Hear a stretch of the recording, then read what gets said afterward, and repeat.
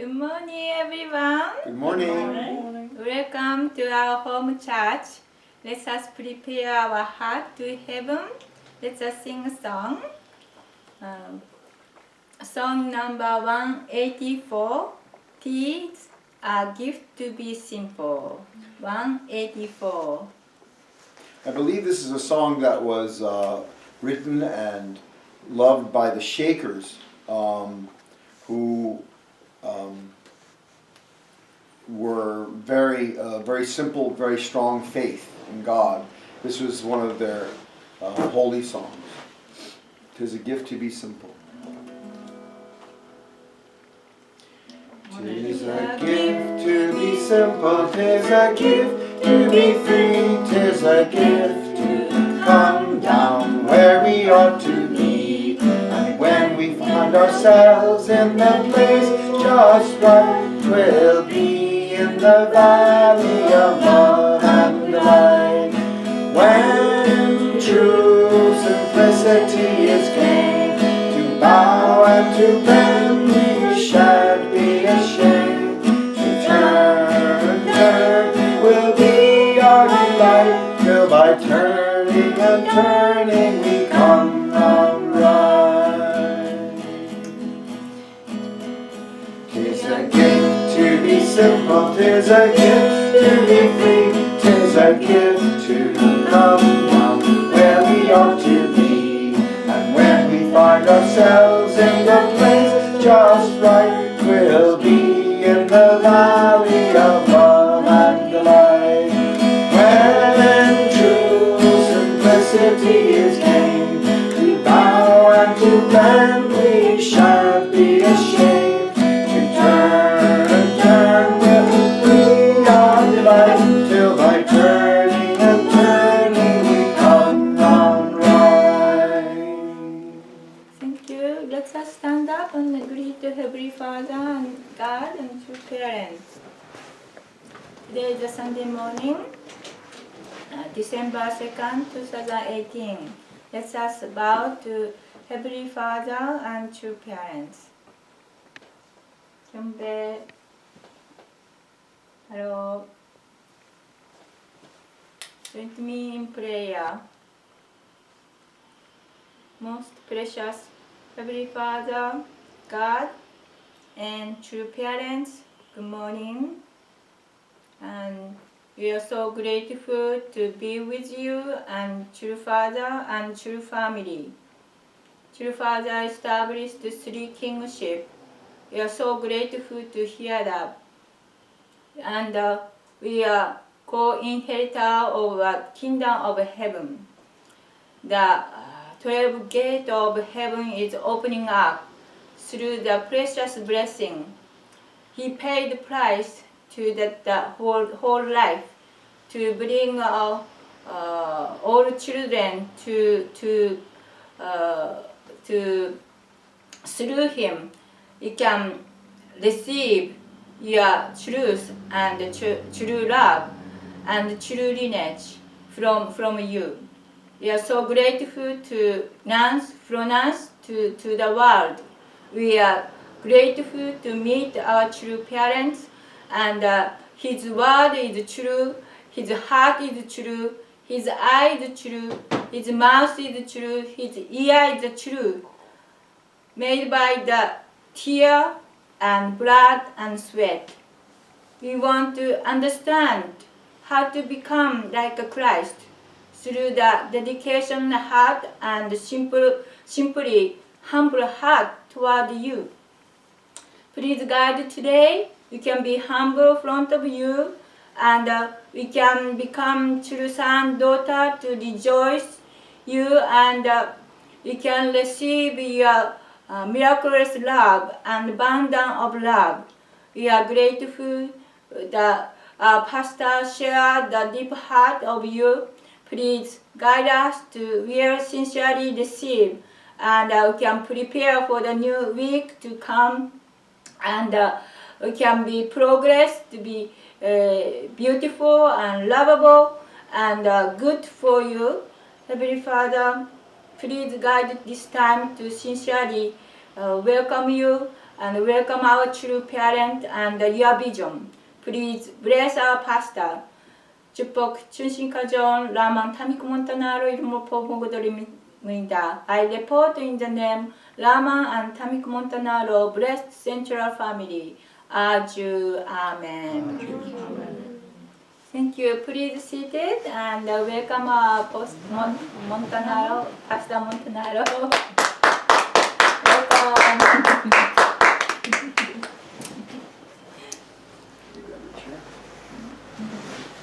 Rama, Yeah, Mom. can I put on the visa? No, Mom. You can wear your hat. Grandma, next blanket. Good morning, everybody. Good morning. So, good morning.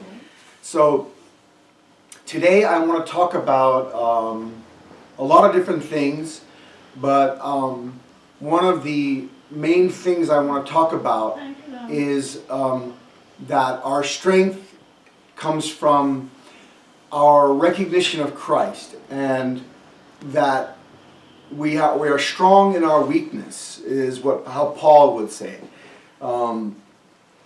Couple of things I want to read to you today.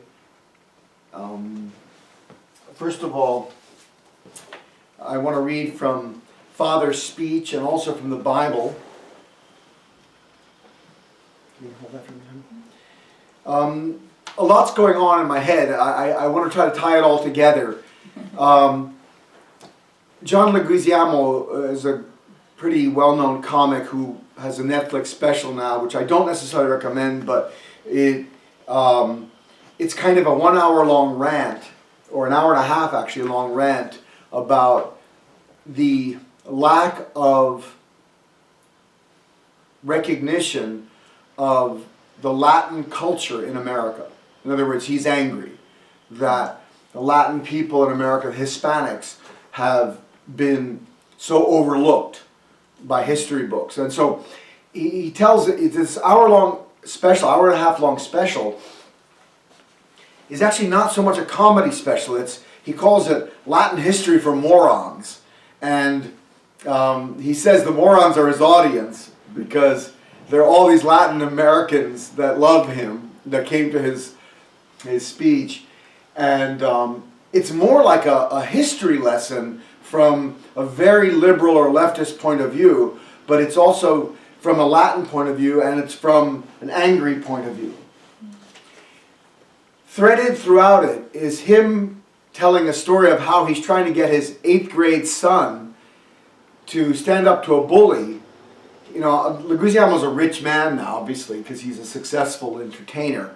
So he sent his son to a private school, which is mostly white, and so his son is being bullied by another rich white boy, and he's trying to coach his son, you know, to stand up for himself and to defend the Latin culture.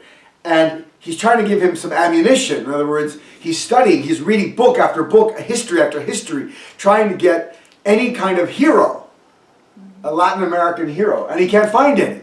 And he's got some very funny bits where he goes to his psychotherapist, you know, and he does all the voices, you know, of his psychologist going, so let's explore this a little more deeply, you know. And, you know, he goes into basically he comes down to a point where he doesn't have any heroes.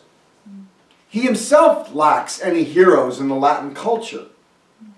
So he goes back through the history of Latin culture, the Aztecs and the Incas, the Mayas. He goes back to Cortes and Pizarro, who were conquistadores, you know. He looks at the whole culture.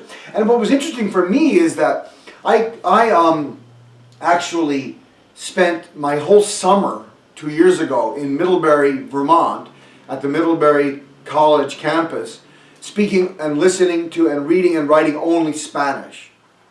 It was the final stage, the final step, the final push to get certified in Spanish language. And I finally was certified in Spanish in the state of Connecticut, after also having my certification in Italian.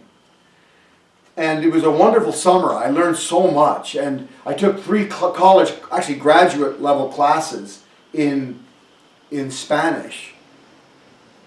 not the language. Actually, the instructor speaks only Spanish in the class. One class was taught by a wonderful man from Spain.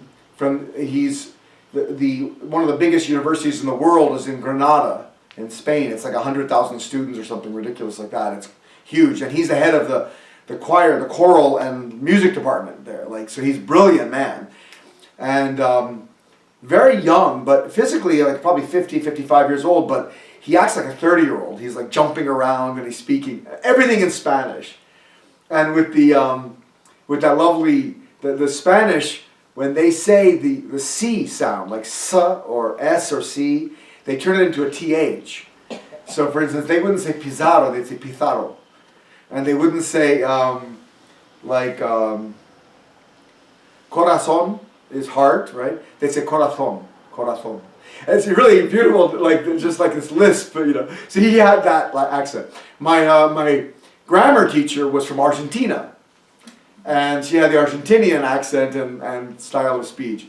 And my Latin history through theater class was taught by a Puerto Rican woman who actually teaches at Trinity College in Connecticut, which is a very, very expensive, very famous school in Connecticut. So in that class, I read like 7, 8 plays in Spanish.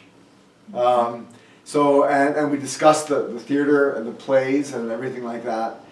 So I actually had some background in what John Leguizamo was talking about when I watched this special about the Aztecs and Moctezuma and Hernan Cortes and the whole history of Latin America. So it was very interesting to me, but you know, he had some things wrong, I think. My opinion is that Leguizamo was looking at only a very anti-white, anti-European writers, which is understandable because the history was written by the white Anglo-Saxon writers, so he wanted some balance, he would say, you know. But neither one is completely true, and you know, he was kind of leaning completely on the side of the angry Latino. And there's a case to be made. But the point was that the Aztecs sold themselves out. Moctezuma sold out his own people, according to Leguizamo, and actually, if you study even the Spanish history, the Aztecs really made some stupid mistakes, and a lot of the death was caused by disease, and he kind of blames the Spanish for the disease, and it's true, they brought syphilis, and they brought diphtheria, and they brought typhus, and they brought all these diseases, and literally half the people were wiped out by disease. But the Aztecs were they had a big civilization. They had pyramids and plazas and, you know, a beautiful lake around the city, the main city, which is now Mexico City. But they were also cannibalistic, and they practiced, you know, child and human sacrifice. And as far as the Mayan Empire, it was already gone before the Spanish got there. And let's not ask how the Mayan Empire got destroyed. The Aztecs wiped them out. You know, and the Incas were wiped out later by Pizarro, who got the eastern South American Indians to gang up because they hated the Incas because they were killing each other. So he just got an alliance with them, and they helped wipe out with disease and with military power. They wiped out the Incas. I mean, there's nothing much to be proud of here. I saw then the Junson's history book, Yeah. and then Taiwan, and all people killed, and then blood coming out, and picture, and then it's teaching, you know, very violent and very strange history. Yeah, I mean, I'm actually lucky. I'm a para right now at the local high school, and one of my classes I sit in on and I help out with is U.S. history. And we just covered World War I. Oh, the brutality. They had just invented the machine gun. Yeah. And they used the machine gun. And there was a no man's land between, sometimes just 10 feet, 10 yards apart. But it was usually about 400 yards or a quarter of a mile apart, the two sides. And they're shooting at each other. And no one can cross it. Because if they cross in this muddy, bomb-ridden dead, muddy zone, they're going to get ripped apart by bullets. So no one can cross. They're in trenches. It's trench warfare. And I looked at the numbers of people who had died, and it was just brutal. You know, the Russians lost 1.6 or 7 million. The Germans lost 1.6 or 7 million. Totals were like 8 million people killed and 12 million people wounded in just 4 or 5 years of conflict. I mean, it makes 9/11 look like a party. You know, actually, statistically speaking, we are at the greatest time of peace right now in history. In spite of Afghanistan and Iraqi wars, and in spite of some wars and conflicts and ethnic cleansings and things that are going on around the world, and we're not saying that any of those are good, the world has never known as long a peace as we have had in the last 30 or 40 years. Statistically speaking, this is not just my opinion, this is in terms of numbers of people dying every year from war and conflict, violent conflict, we are at the lowest point in history. And the point is, though, that in the Latin history, whether you take the side of my ancestors are Spanish, well, that's not so proud. You know, the Conquistadores, called Hernán Cortes and Pizarro and all these other Spaniards that were just really evil, or the Incas and Aztecs and Mayans who were just as evil. What are you proud of? And then if you look at the white American culture and how it systematically wiped out the Native American population, there's not much to be proud of there either. Yeah, I remember that before you went to the Middlebury College, and 1 year ago, you were thinking to learn the Spanish, and then you went to the library and you got the book, but time was passing by, you didn't study because you yourself is very like resentful or anger coming out toward, and you shared me that your ancestor probably persecuted by the Spanish people and then not to speak anymore in the Spanish. Yeah, my mother is Sephardic Jew from Spanish. Sephardi in Hebrew means Spanish. So the Sephardic Jews were the Jews that had lived in the Spanish, the Iberian Peninsula for over 1,000 years, actually. Some of them, from the destruction of the first temple in about 400 or 500 BC, had started to settle in Spain. And by the second temple, which was 69 AD, huge numbers of Jews went to live in Spain. And they were the ancestors of the Sephardic Jews, which is my mother's lineage. In 1492, when Columbus sailed the ocean blue, and Leguizamo calls him Colombo, which is a play on words I won't go into unless you know Spanish, but he's really calling him a jerk in stronger words than that.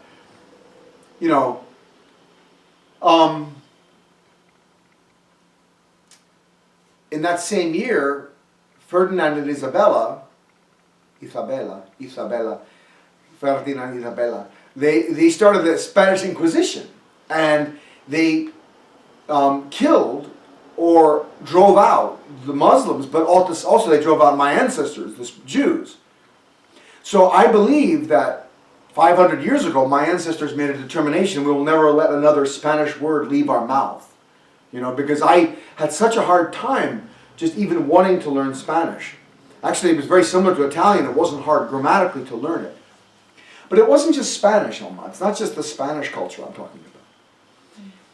I'm talking about human history in general. What do we have to be proud of? All history book is coming up, dictator killing people and then taking over the society, and then they made rich, and the people got angry, and then people got enslaved and then killed by these people, and then angry, just made angry and resentful. So we're not so proud of our history. Japanese history is nothing to be proud of. Yeah, we You are so know. bad. We thought we are great people, and then we invaded Korea, invaded the other country, and then made war, killed, and then take off the source, and then and then I learned history was hiding. I was in the middle school and the high school taught by the our country. But behind after graduated, I start interesting the history and then learn myself in the another book, and I was surprised. It was totally hiding in the behind of the history teaching in the school. Yeah. It was grown up in my mind. Yeah, the Japanese enslaved not just the Koreans, but they took young girls, 14, 15-year-old girls, and made them sex slaves for their military. And they would be raped 200 times a day as just comfort women, they called them, for their soldiers. And then they put the Korean soldiers on the front line to be the first ones to be shot. Young Korean boys would be sent out.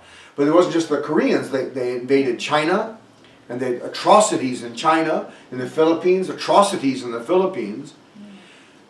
And they were actually our allies in World War I. While they're subjugating and annexing Korea, England and Japan have an alliance. And the Japanese are helping out in World War I.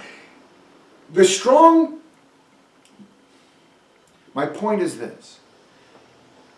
We are always trying to show that my ancestor was a king, right? If you find out that your ancestor was a noble, like a duke or an earl and we look at the British royalty, right? Yeah. Prince William and Prince whatever Harry and they're all the royal wedding took a week and we all were glued to our television sets. I'm proud to say I didn't see 1 minute of any coverage. Thank you very much.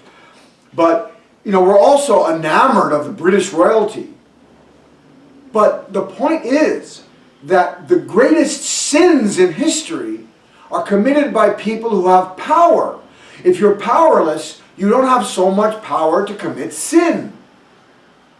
It's true. The greatest sins are committed by the powerful. So you're lucky if you don't have any ancestry that is royalty. The royalty of every country have committed the greatest sins. Ferdinand and Isabella have the blood of thousands of people on their hands. The English monarchy has the blood of thousands of people on their hands. In this speech, actually, Father talks about the Opium Wars.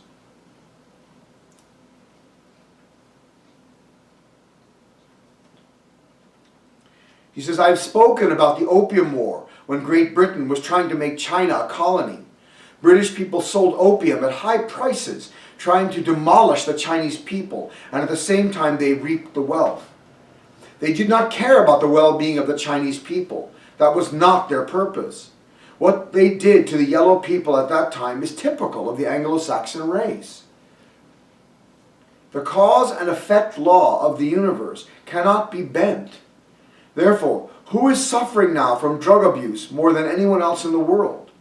It is the children of the rich white people here in America, the descendants of the Anglo-Saxons. You can't escape karma, the law of cause and effect.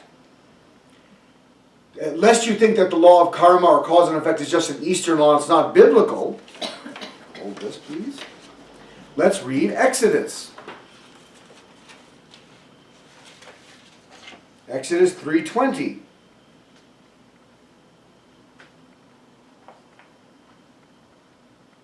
Or not.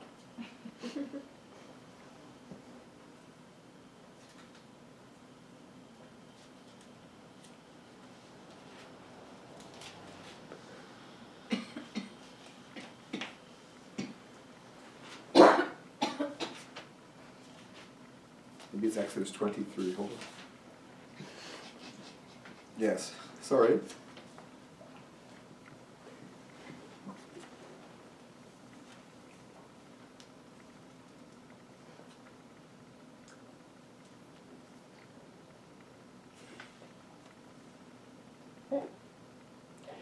It's Exodus 25. This is the Ten Commandments. You shall not make yourself for yourself any carved image or any likeness of anything that is in heaven above, or that is in the earth beneath, or that is in the water under the earth. You shall not bow down to them, nor serve them. For I, the Lord your God, am a jealous God, visiting the iniquity of the fathers on the children, to the third and fourth generations of those who hate me. I, the Lord, am a jealous God, visiting the iniquity, the sin of those who hate me, unto the third and fourth generation. Meaning your children will pay for your sin.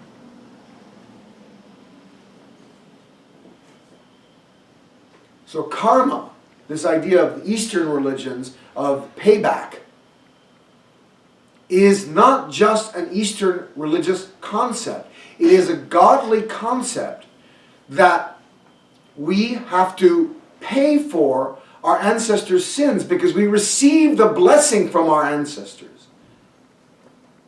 We receive from our ancestors good things, and we don't complain when we get an inheritance of $10 million from our grandmother. I'm not going to complain about the money. So I can't complain when my ancestors give me a burden of sin. And also it makes logical sense. If you have benefited from your ancestors and then later on you find out that your ancestors raped and killed people to get the money and the power that they got, it makes sense that even on a human level and a Christian level, you would want to pay that back. You would want to recompense those people who had suffered because of your grandfather, your great-grandfather. It's just principle, human principle. And God honors this because God wants us to become one people. So now, let's talk about something here. We've talked about, so far, the disgrace of human history. We've talked about how our ancestors have sinned and that there's nothing to be proud of. Actually, what I could say to John Leguizamo is, dude, be proud that you have nothing to be proud of. Losers are winners in God's eyes. Losers are winners in God's eyes. Because if you're a loser in the eyes of history, you probably committed less sin than the winners. So from God's point of view, you are more clear. You have less to pay for. Less sin to pay for. So in the kingdom of God, you can go right to the front of the line. And that's why Jesus said in the book of Revelation, and the last shall be first, and the first shall be last. Because the last in this world are the first in the kingdom of heaven. And the first in this world, the kings and queens, the powerful, the magnates of power, the wealthy tycoons, the Rockefellers, the Rothschilds, the Carnegies, the Mellons, the Livingstons, the Armstrongs, all the wealthy people who made the industry of this country on the backs of Chinese immigrant slaves, on the backs of black slaves, on the backs of Mexican slaves. The railroads were built across America. The power that led to the greatness of America has a lot to be sorry for, a lot to answer for. So if you're a loser in the terms of history, you're probably a winner in the eyes of God. Well, that may be comforting words if you're a Christian, but if you're not a Christian, it's hard to swallow. So that's why communism has fed on resentment since its inception in the 1840s and 1850s. Karl Marx and Engels, and then later on Lenin and Stalin and Mao and all the communist leaders, and then Of course, we have Che Guevara and Fidel Castro and the Sandinistas. We have our own versions of Marxists here in Central America and Latin America. They have fed on the resentment of Latin people, of Asian people, of African people, of European people for the last 200 years, 150 years. Has it worked? Has it led to an ideal world? No. Worst. It made it worse. More people died.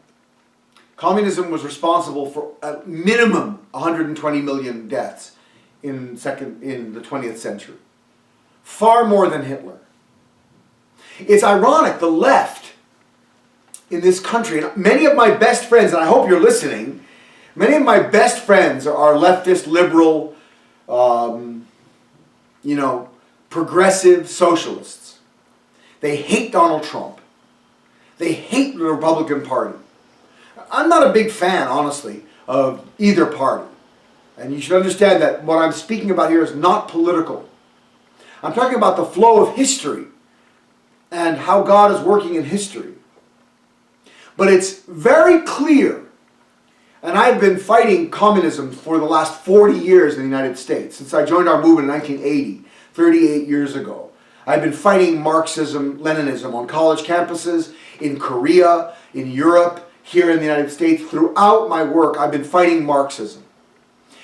And the people I've been most toe-to-toe with, arguing about the Sandinista Liberation Front and the committee in solidarity with the people of El Salvador, CISPAS, which was active on college campuses trying to promote a communist revolution in El Salvador, and Spartacus Youth League, and all these communist groups on college campuses in America that were promoting a communist agenda loudly, strongly, and protected by the freedom of speech that we guarantee in the United States, ironically.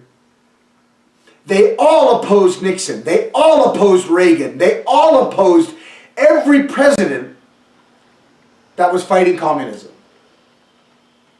But history has shown that in spite of Watergate, which was frankly unnecessary, Nixon was going to win in a landslide over McGovern anyway. They didn't need to bug the Democratic National Headquarters in the Watergate Hotel. Nixon was going to win in a landslide. Nixon was the one who created, for the first time, an alliance with China. He showed them the nuclear missiles that Russia had pointed across the Chinese border at China. Showed them satellite images, and he caused China for the first time to break its alliance with the Soviet Union, and he weakened that alliance, and he made China our friend. If Nixon had stayed in power, and if we could have ended the Vietnam War without a communist takeover, which is what happened when Nixon was forced from office by Watergate, we lost the Vietnam War, we had to leave Vietnam. And then what happened? All my friends, all my family, all my leftist friends were anti-Vietnam War. Oh yes, of course I was too. We all were in those days. Any young person with half a brain. What are we fighting for? Don't ask me, I don't give a damn. Next stop is Vietnam. Those are the peace songs that we heard in Woodstock in 1968. Every young person in America, well, no, I won't say that. All the leftist, liberal young people in America were anti-Vietnam. And of course, makes sense. Why would we want to go over and kill people in Vietnam? It doesn't make any sense. But what we didn't understand was that the Vietnam War was an extension of the Korean War. The Korean War never ended. Communism attacked the South in Korea. We fought back for 3 years and ended it in a stalemate, a truce, not even an end of ceasefire, not even a truce, a ceasefire. The war was continued until today. They finally agreed to sign the truce, to end the war in Korea 70 years later. But that same struggle between the leftist, angry, resentful Communist Party and the optimistic, naive Christian democracy of the United States, that struggle carried out in Vietnam. And Nixon wanted to end it with a victory.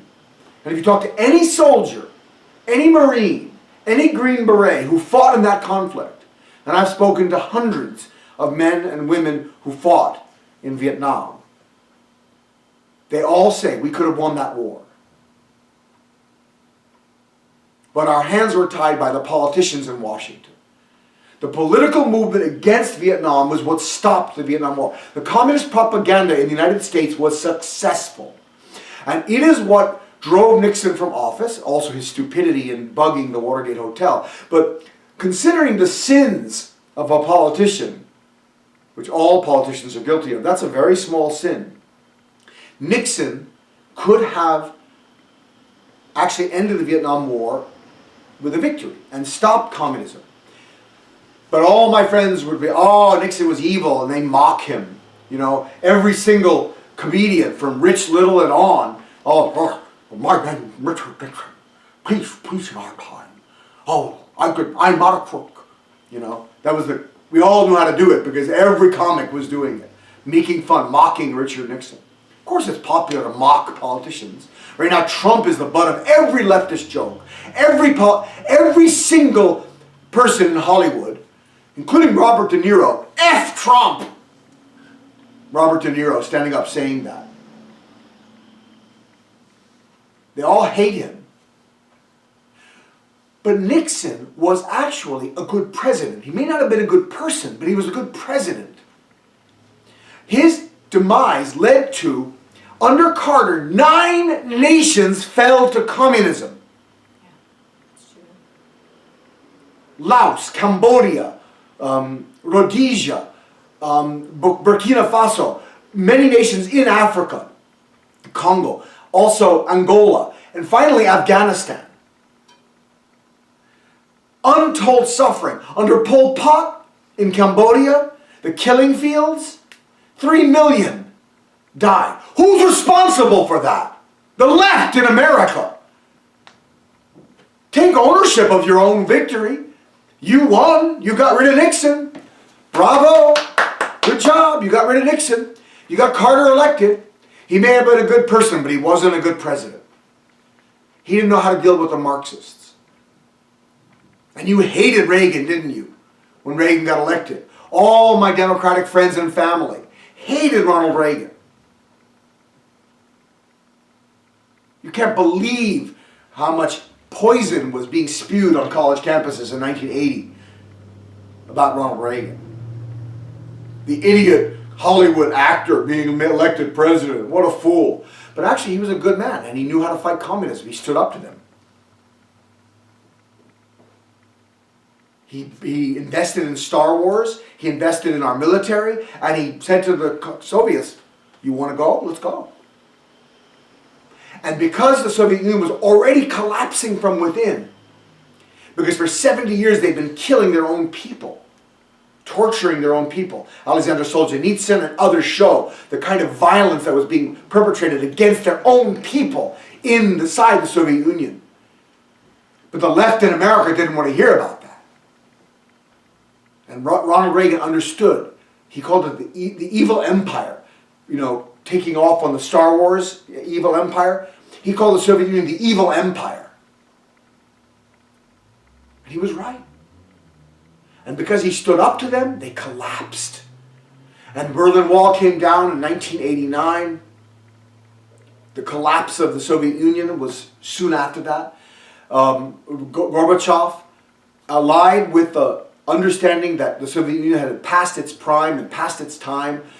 Glasnost and perestroika, opening and softness toward the West. He opened up the Soviet Union. He let go of the Eastern European countries that they controlled, Eastern Germany and Hungary and Czechoslovakia, Romania, Yugoslavia, all became free.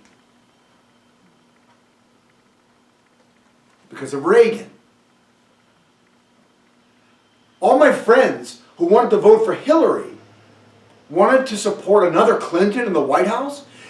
Bill Clinton just profited from the victory that was won by a conservative president over communism. When communism fell and the Eastern Bloc opened up, there was unheralded prosperity and optimism, which Clinton had nothing to do with.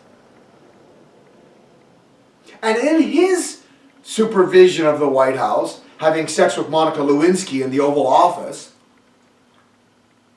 and the left is so funny now, accusing Trump of having affairs and all this other stuff, when their hero, Bill Clinton, was having sex in the Oval Office with an intern. What about the Me Too movement? All my friends on the left, Me Too, all these Hollywood starlets. I also suffered from all these men who forced me to do things so I could, advance my career. Nonsense. What about Bill Clinton? Me Too. Monica Lewinsky should be leading the Me Too movement. She saved the dress that had his semen on it as like a trophy. So when he was denying all his actions, they were going to subpoena the dress and have a DNA test on it, and that's when he admitted, oh yeah, maybe I did do that. Nonsense. All I'm saying is this. When we look at history from a human point of view, it is easy to get resentful at misdeeds and bad things that have been done. But from God's point of view, the people who have lost in history are the winners.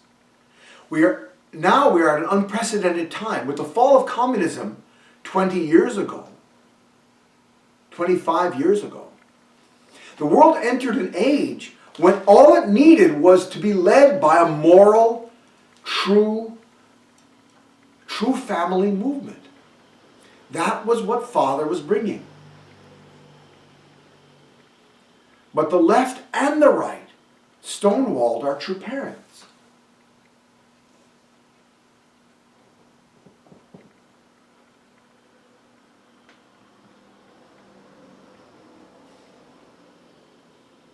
So,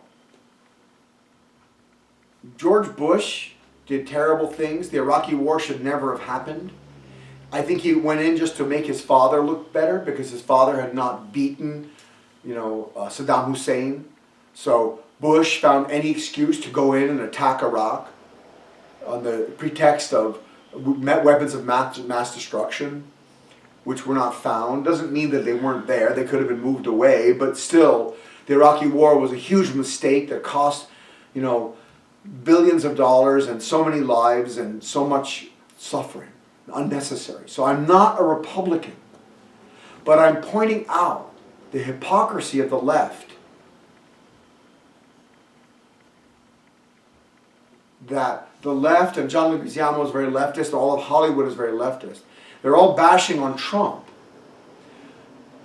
But we have to understand the hypocrisy of the left. The hypocrisy of socialism, the hypocrisy of communism. We have to go toward a family-centered model, political model. The family is the center. God's ideal is the family. And whatever political party supports a truly God-centered family model is the party that God will support. And God is no longer going to be the underdog in history. Up until now, like I said to John Leguizamo, and I'm saying to anyone, if you're a loser, you're probably a winner. Because you are on the right side of history. In terms of being a suffering sacrifice. You probably are luckier than the ones, in terms of God's eyes, than the ones who are winners in history. Let me read something to you from the Bible about this. This is in Corinthians, 2 Corinthians chapter 12. This is Paul.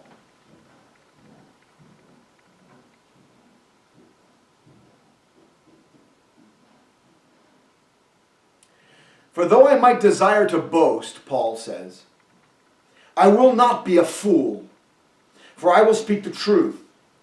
But I forbear, I hold off, lest anyone should think of me above what he sees me to be or hears from me. So he's not going to, because he's arguing with the other apostles, by the way. Peter and the other apostles, they're like arguing who is greater in the eyes of God. So he's saying, this is really a stupid fight we're in here.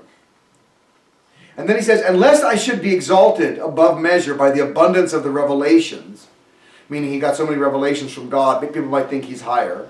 He says, a thorn in the flesh was given to me, a messenger of Satan to buffet me, lest I be exalted above measure. And he never in the Bible tells what the thorn in his flesh was. Maybe it was a sexual sin, or maybe it was some kind of sin that he probably commits or wants to commit, struggles with.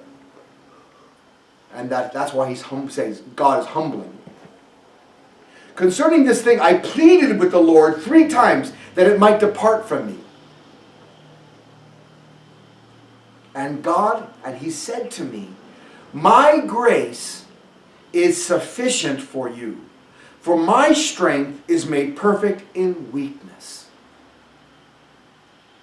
Therefore, most gladly, I would rather boast in my infirmities, that the power of Christ may rest upon me. Therefore, I take pleasure in infirmities, in reproaches, in needs, in persecutions, in distresses, for Christ's sake. For when I am weak, then I am strong.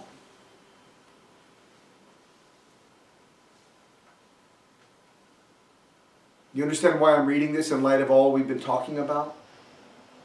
John Leguizamo needs to meet Christ. He needs to bring his family to Christ. Not look for heroes among the Latin American conquistadores or the Aztec and Incan human sacrificers. Don't look for heroes there. Look for Christ. Christ is your hero. None of us have anything to be proud of. The white culture has nothing to be proud of. The Hispanic culture has nothing to be proud of. The black culture has nothing to be proud of. No culture, the Asian culture, has nothing to be proud of. None of us have anything to be proud of.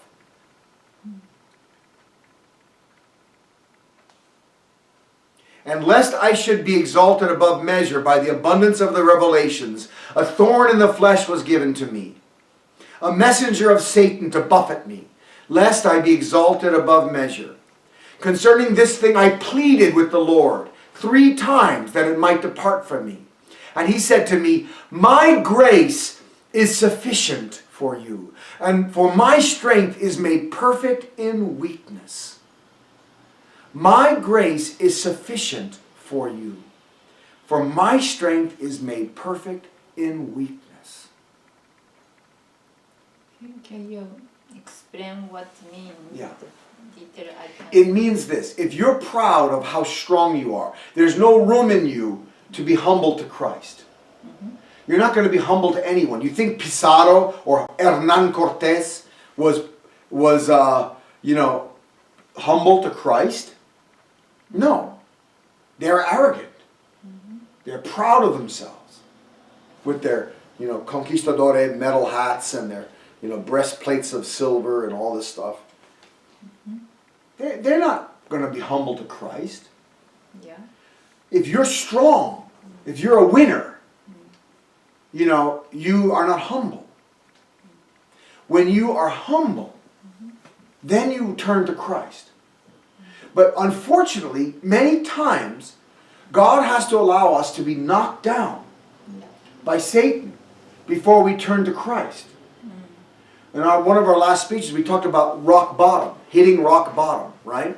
Many addicts, people who are addicted to drugs or to alcohol or to sex or to anything, cigarettes, they have to hit rock bottom. Yeah. They wake up in the gutter covered with their own vomit and their own blood and mud, and they wake up in the gutter, and then they realize, maybe I've hit rock bottom. Maybe I need help. Maybe I really am an alcoholic. Maybe I really am a drug addict. Maybe I am addicted. And then they join AA or some other kind of Alcoholic Anonymous, some other anonymous group. And one of the first principles of the 12-step program is, I can't overcome this by myself. I need the help of God. So, this is something that all of us need to do. Do you think you're better than someone who's an Alcoholics Anonymous? Do you think you're better than someone who is in drug, Narcotics Anonymous or Sex Anonymous or someone who is addicted to cigarettes or someone who's addicted to anything? All of us have addictive behavior. Yes, true. All of us. And if you're too young to have addictive behavior, you may find that as you get older, you start to see weaknesses in your character. Without God, none of us are strong enough to live our lives with true love. You're not going to find true love without God. But young people, especially in Satan's world, are taught to be arrogant, to be proud of themselves, right? Mm-hmm. That's why I don't like rap music and a lot of hip-hop, because it's so arrogant. I'm all of that. Oh yeah, I can do this, and I'm looking at I'm on number one, and you bees at and what they talk about women, and it's just I'm so arrogant. Humility is a prerequisite for meeting God. You cannot meet God unless you're humble. God's not going to compete with you for your own attention. If your ego is so big that you think that you're greater than anything, God's going to let you just live your life until you slam into a wall. It's true. So he says, and he said to me, my grace is sufficient for you, and my strength is made perfect in weakness. When you're weak and humble and broken down, that's when you'll see my strength. Let me tell a little story, okay? In 1988, I had been in our movement for 8 years, and I was struggling a lot. I was celibate. I'd been celibate for 9 years, and I was struggling with celibacy. I was struggling to keep my purity all the time, not just like once in a while, constantly. And I was waiting for Father actually been matched to you already, but we were living in different states. You were in California and I was in New York State. And we wrote to each other. What year? 1988. 88. So you were in California still. It was a year before our blessing in Korea.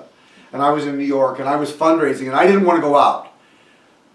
I just didn't want to fundraise. I would hide like you would hide in Japan. They have these closets. They fold their futon. The futon. They fold their futons up. They put them in these closets. And she was trying to avoid fundraising when she was a young member. She would climb into the closet and hide in the blankets so they couldn't find her. So she didn't have to go out fundraising. And I was doing something. I was going up on bunk beds and hiding. And then I remember Nate Winman was trying to get me to go out fundraising on Mother's Day of 1988. And I didn't want to go. I was struggling so bad. I didn't want to see any human being. I did not want to see people. I was a mess. A hot mess, as they say. So Nate convinced me. He was very tricky. He said, look, Ron, just come be my co-driver. You don't have to get out if you don't want to. Just sit down next to me, be my co-driver, and I'll drop everyone off. And if you want to do a little bit, you can or not. It's up to you. So we went to New Jersey, out in the kind of southern New Jersey, kind of away from the city, and he dropped everyone else off, and then there was one spot left, and I said, all right, because seeing everyone else get out of the van made me guilty. You feel guilty. Everyone else is fundraising, and I'm in the van. I'm like depressed, so depressed and negative, and I didn't want to go out. And then, so Nate, I agreed to go out, but I said, I'm not going to do it. I'm just going to sit here. So I put up my table, a little card table and a little umbrella, and I have some buckets with the roses, and I was cleaning the roses off, getting them ready to wrap in dozens and half dozens. I put my signs up. It was a really abandoned intersection. It was like in the middle of the country. There was a gas station, I think, on one corner, and I was on an empty parking lot on one corner, and there was it was just an empty place. And, there was a lot of cars driving around, but it was not busy or something. It didn't look like it was going to make a lot of money.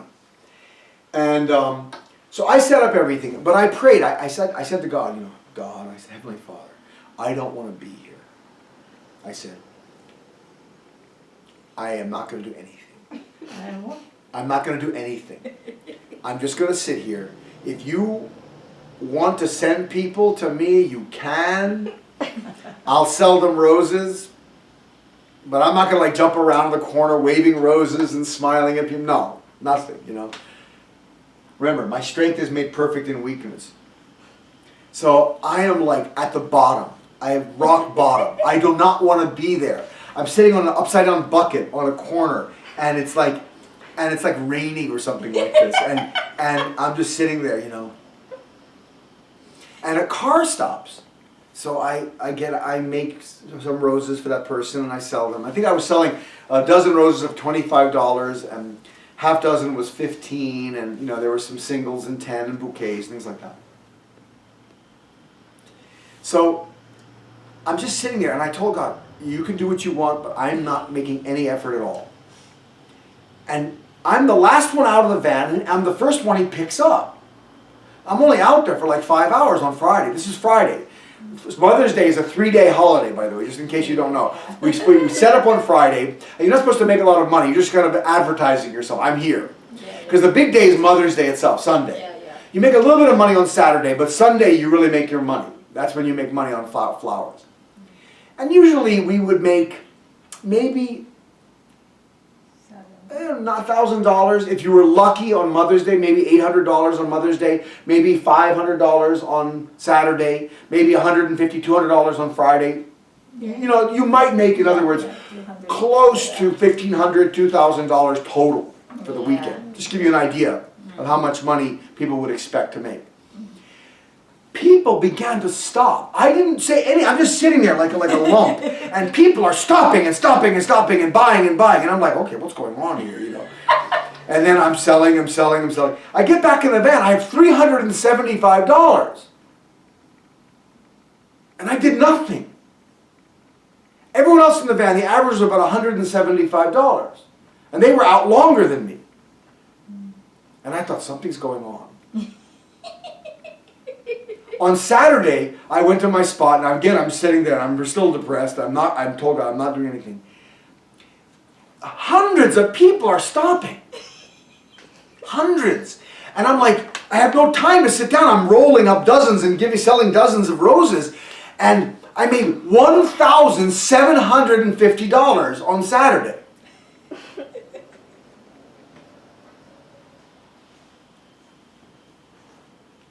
Now I know something's going on. God is saying, you want me to show you my power?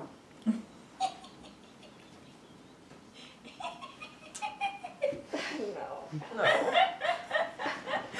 God dabbed me.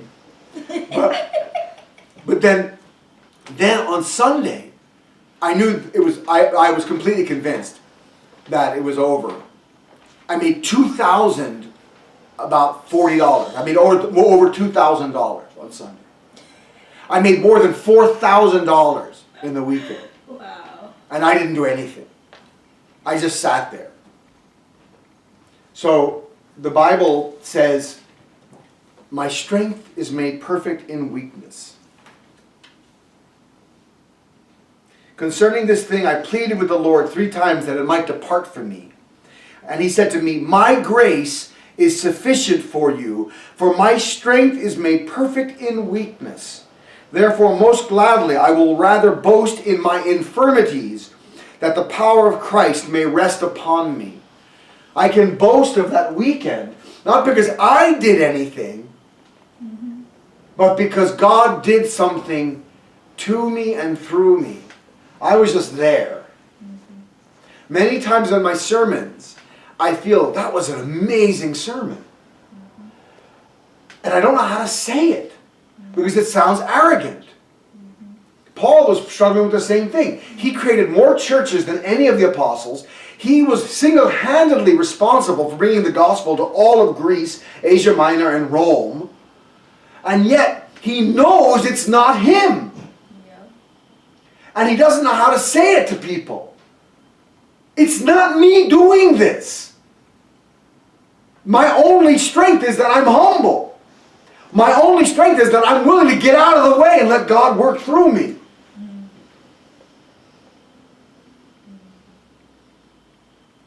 And so to John Leguizamo, I say, stop looking for heroes among the Latin Americans or the Spaniards.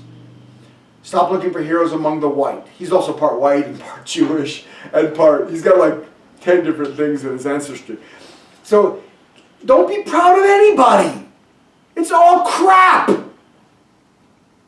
Your ancestors are crap. All of our ancestors are crap. Sorry, Mom. All of our ancestors are crap. It's true. We come from crap.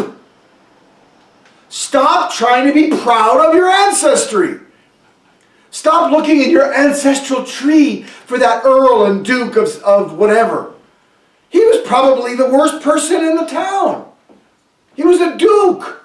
That means he probably had control over all the young damsels and had his way with more women than anybody else in the town. He was probably a slime bucket. Yeah. Yes. Stop being proud of your ancestry. It's crap. The only thing we can be proud of is God and Christ. And the fact that God is willing to work through me, to give me a happy life. As long as I am with God, I can make a beautiful family. I can love my wife. I can love my children. I'm having a good time. I'm happy. If your ancestors did that too, then you can be proud of them. Yeah. The only thing I can be proud of in my ancestry is when they really were humble to Christ. Yeah. To God. And to God. Yeah. So the only thing we can be proud of, and those ones are the ones that were persecuted, and the ones that were beat up by history, and the ones that were suffering, and that's why he says here.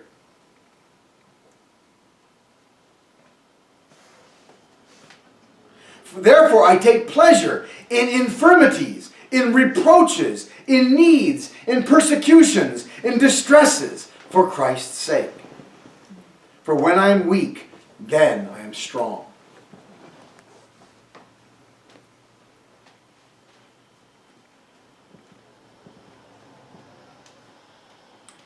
Yeah, it's our human being have a two kind of faith.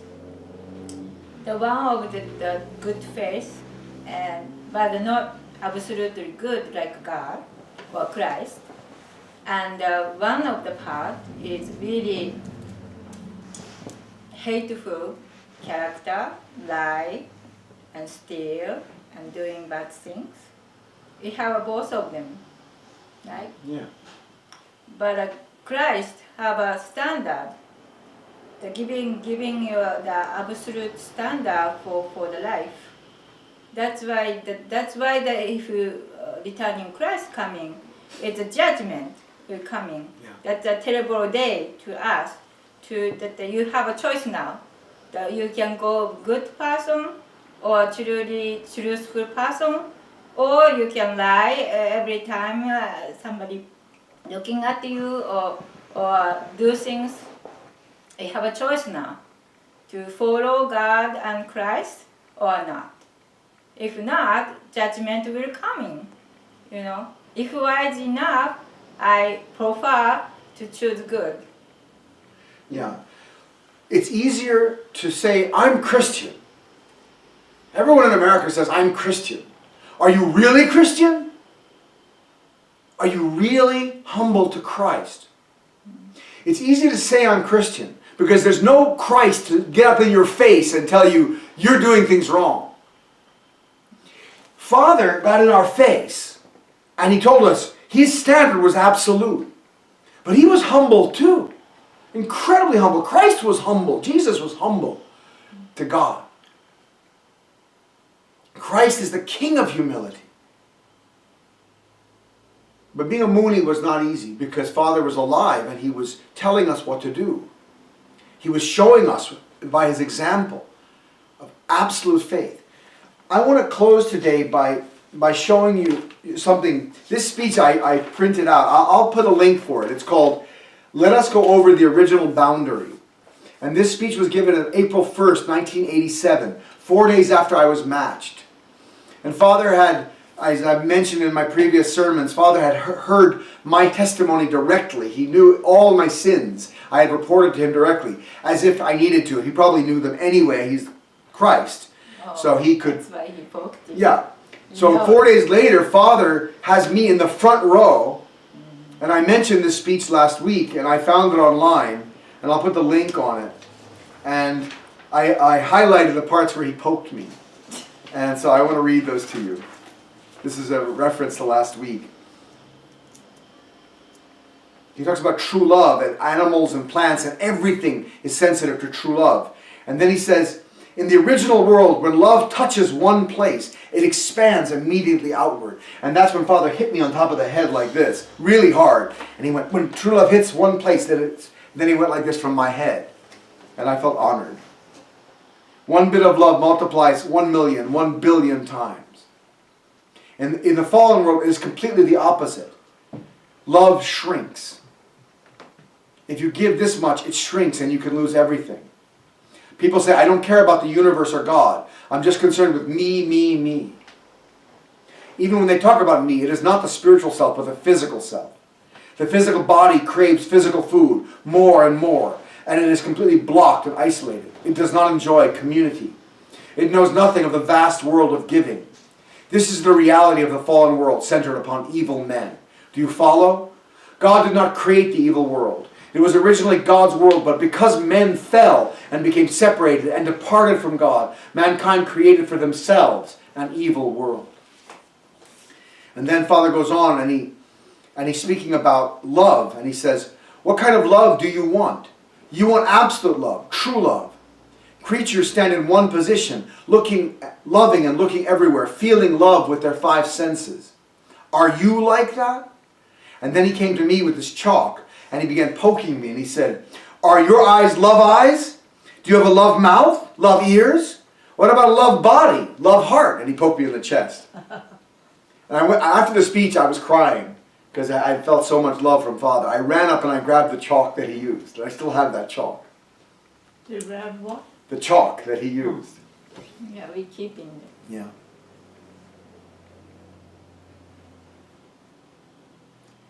And then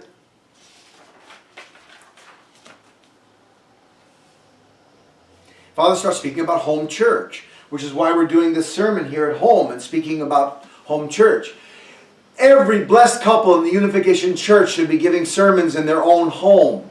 They should be inviting their community into their home. They should be teaching and loving and taking care of our community. This is what Father gave. This is 30 years ago. Father says,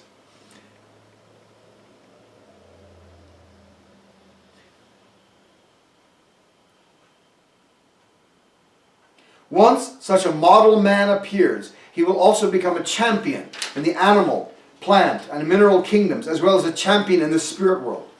You can say to God, if I am chosen as a champion of the human world, I shall deserve to be a model in your museum. God will reply, yes, that is true. The Unification Church is the place where the museum pieces are being created.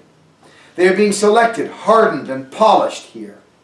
In the Unification Church, there are all races. All 6 continents are represented. All the different languages and colors of humanity. This is the most fertile ground from which to select the champions for such museum pieces. God is picking each one of you and testing you, discovering how hard and durable you are by throwing you into a hot furnace. By doing this, God sees whether you are incinerated or if you are hardening yourself. God will say, now I know you can become my museum piece. That furnace of God is home church. He is picking you champions and sending you to home church to see if you deserve to become a museum piece. Your 360 homes represent 360 different tribes, nations, and races.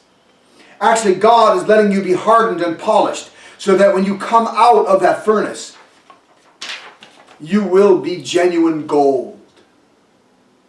You can melt the 360 races and tribes by true love. Your home church area will become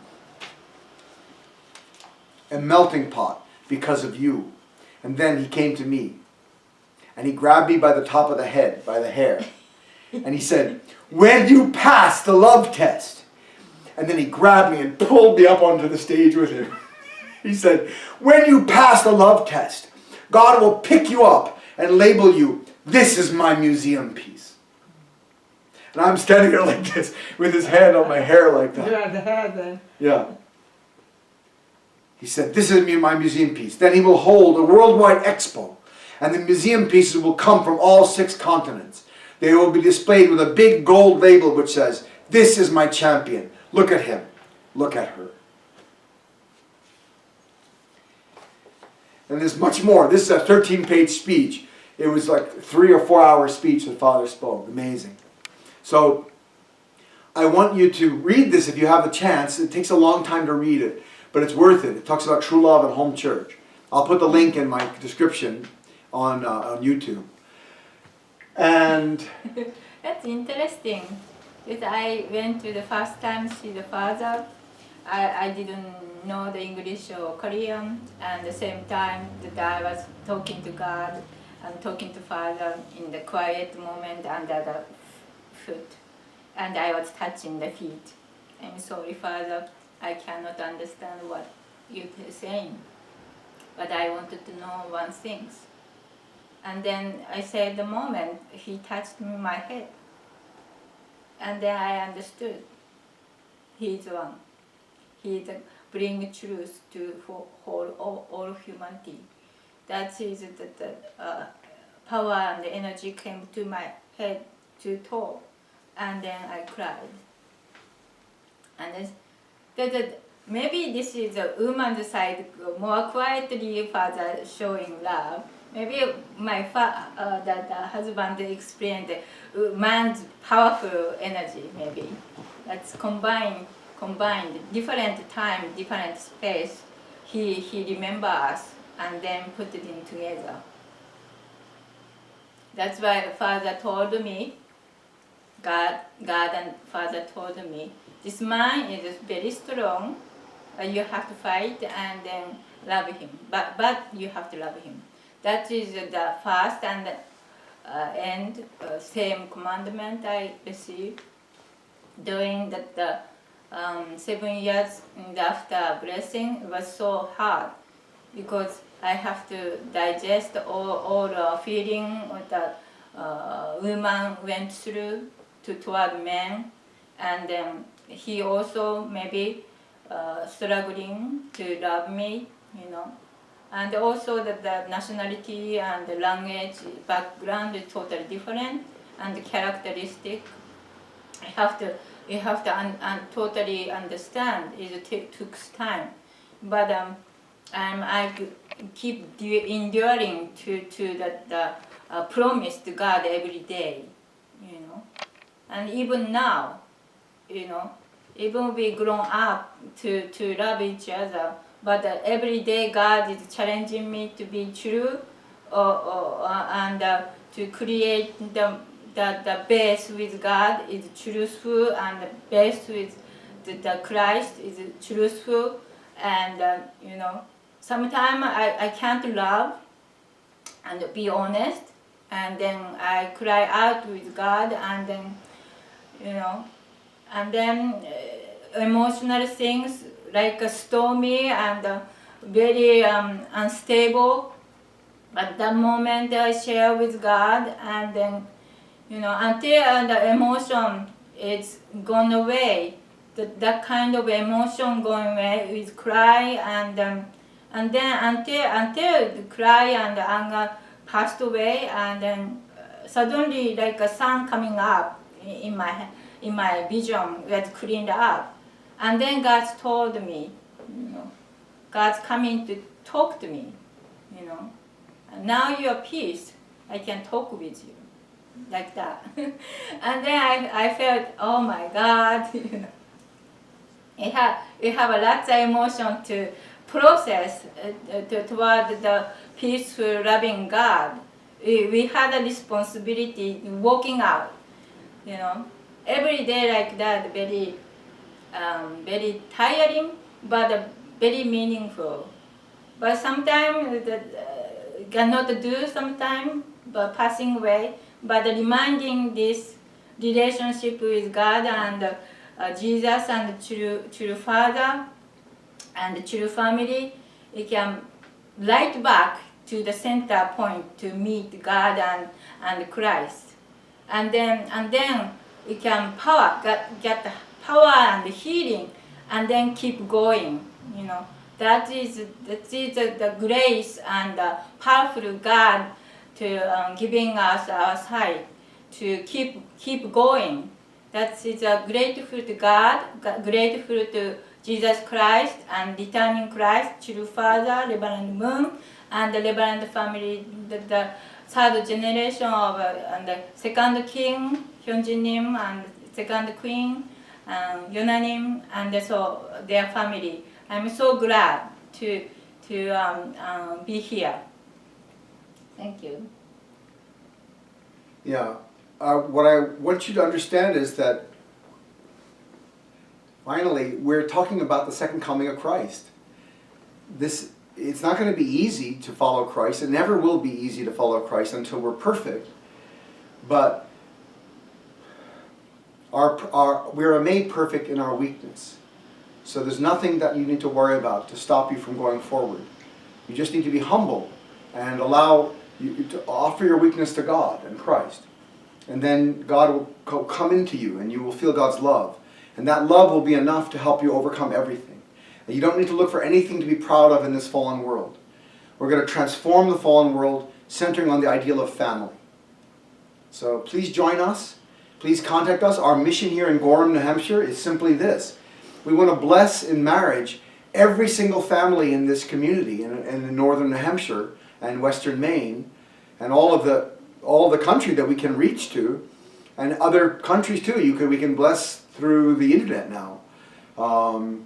But we want to give you the blessing of meeting our true parents and beginning your own course of life centering upon God and true parents. Please join us in prayer.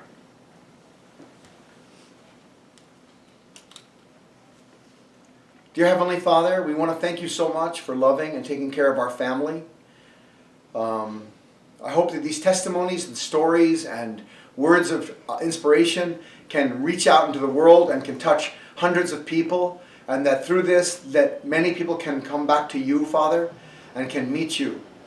I pray that we can do home church and that we can inspire all our brothers and sisters to do home church. I pray that this world can quickly end the struggle between good and evil, and that we can rise up as good sons and daughters and make true families and make the kingdom of heaven on earth in our lifetimes. Thank you so much. I ask your blessing on this day. We offer everything in the name of Raman and Tamiko Montanaro, blessed central family. 축복 중심 가정 라만과 타미코 몬타나를 이름으로 보고드립니다. 아주 아멘. 아주 아멘. Thank you, everybody. Thank you.